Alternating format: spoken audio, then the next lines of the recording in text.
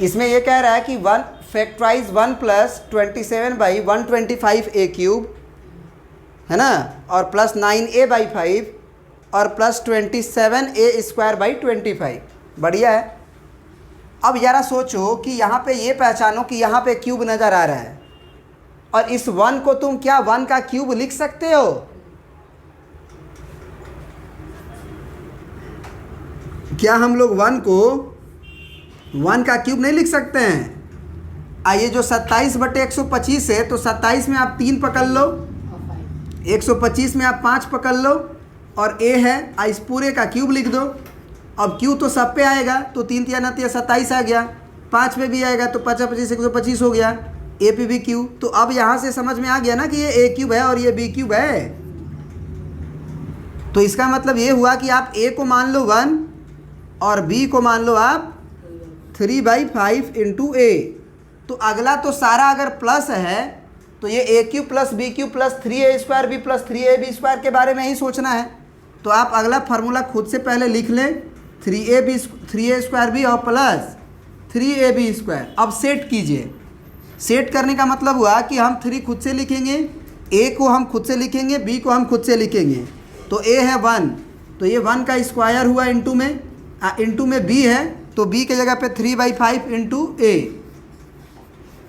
फिर plus 3ab²। तो 3 हुआ, a का नाम तो आपका 1 है और b का नाम आपका 3/5 इंटू a है, इसका स्क्वायर। अब आप इससे उसको देखो कि आ रहा है कि नहीं, गुना गणित करने पे।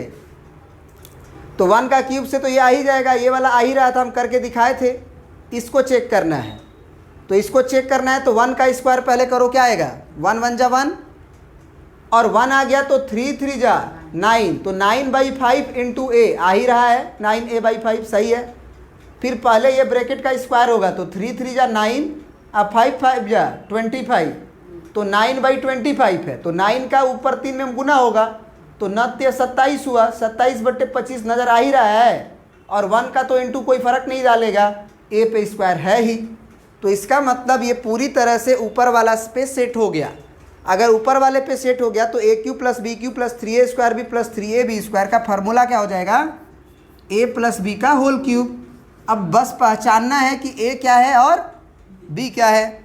तो a तो 1 है और b हमारा 3/5 इंटू b है, और इसका होल क्यूब। अब इसको आप 3 बार लिख दो, तो 1 प्लस 3/5b, फिर 1 प्लस 3/5b, फिर 1 प्लस 3/5b, क्योंकि b का नाम a ही है, b का नाम a ही है। तो यहाँ पे आपको समझना है कि हमको b को भी a ही लिखना है। तो यानी कि ये b के जगह पे आप 3/5 क्या लिखिएगा, a लिखिएगा। तो यहाँ पे a होगा, यहाँ पे आपका a होगा, यहाँ पे आपका a होगा। क्या ये बात समझ में आई? प्रिंट कर लीजिए। यहाँ पे देखिए, ये जो क्वेश्चन है हमारा बहुत बढ़िया है। a³ x³ है, माइनस 3a² bx² है, प्लस 3ab² और माइनस b³ है। तो यहाँ पे प्रत्येक में तो 4 1 2 3 4 गो टर्म रहता था, इसमें तो 5 गो टर्म है ना जी, 1 है 2 है 3 है, नहीं 4 गो है, 1 2 3 4 ही टर्म है, सॉरी, बढ़िया नहीं है, सिंपल है। एक पे भी क्यूब है, एक्स पे भी क्यूब है, तो आप ax का होल क्यूब तो लिख ही सकते हैं ना। a पे भी 3 आ जाएगा, x पे भी आ जाएगा। और सुनिए बात, बच्चा क्या करता है ना कि यही फार्मूला केवल याद रखे रहता है। बेटा तुम इसको b³ को यहाँ लिख दो, मतलब a³ यहाँ लिखो, फिर पहले 3a² b लिख दो, अब प्लस 3ab² लिख दो, और प्लस b³ लिख दो, तो क्या ये a प्लस b³ नहीं होगा? क्या जरूरी है कि a³ के बगल में ही b³ नजर आना चाहिए? क्या ये b³ लास्ट में भी तो लिख सकते हैं ना। तो ये कंफ्यूजन नहीं होना चाहिए। और अगर तुमको ये माइनस वाला फार्मूला नज़र आ रहा है, कहीं कहीं माइनस है, तो तुम इसको ऐसे याद रखो कि एक फार्मूला हम लोग याद किए हुए हैं, a³ minus b³ minus 3a² b अब प्लस 3ab²। तो आप ए से याद रखो कि ए क्यूब को पहले लिख लेते हैं माइनस 3a² बी अब प्लस 3ab², और इस माइनस बी क्यू को यहाँ लिख लेते हैं, क्या फ़र्क पड़ता है। या फिर अगर तुम्हारी टेंडेंसी इसी फार्मूला का है कि ए क्यूब माइनस बी क्यूब हम पहले याद रखेंगे, तो आप क्या करो कि ए क्यूब वाला टर्म और बी क्यूब वाला टर्म को एक साथ कर लो।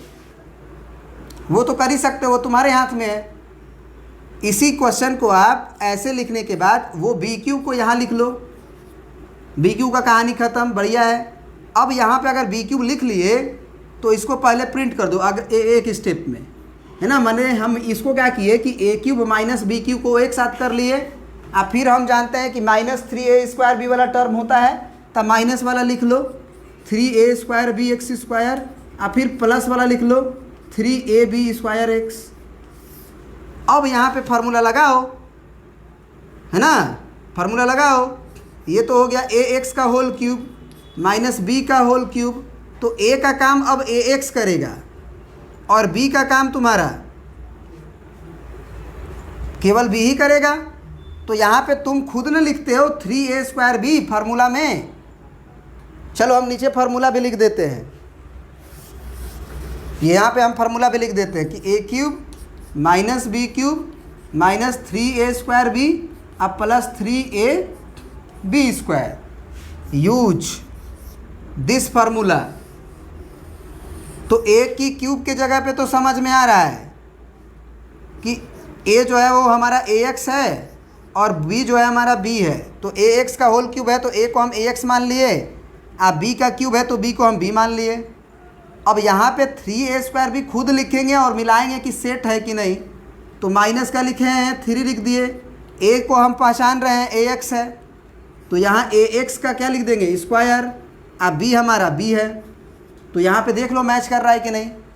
तो a का स्क्वायर आएगा ही, x का स्क्वायर आएगा ही, तो 3a² x² b, तो 3a² x² b आ रहा है। x² बाद में चला गया तो कोई फ़र्क थोड़ी है, गुना ही ना है। गुना में हम 4 गुने 3 गुने 2 करें, चाहे 2 को पहले लिख दें और 3 को बाद में लिख दें, रिजल्ट थोड़ी बदलने वाला है। 4 × 12 दूना के 24 ही होगा, और 4 दूना के 8 लिखे 24 ही होगा। मतलब मल्टीप्लाई में आप इधर उधर लिख सकते हैं। फिर आपको लिखना है 3ab², तो प्लस 3a तुम्हारा है क्या ax, तो a हो गया ax और b तुम्हारा क्या है b, तो b का स्क्वायर लिखना है। तो ये तो सीधे दिख रहा है कि 3 है a है b का स्क्वायर है, b का स्क्वायर है x है। मतलब ये फार्मूला वर्क कर रहा है, मैच कर गया। तो ये बन जाएगा a माइनस बी का होल क्यूब। तो a के जगह पे आप लिखोगे ax, फिर माइनस b के जगह पे आप लिखोगे b और इसका होल क्यूब। तो इसको आप 3 बार लिख दो, ax माइनस b और ax माइनस b। बात आई समझ में।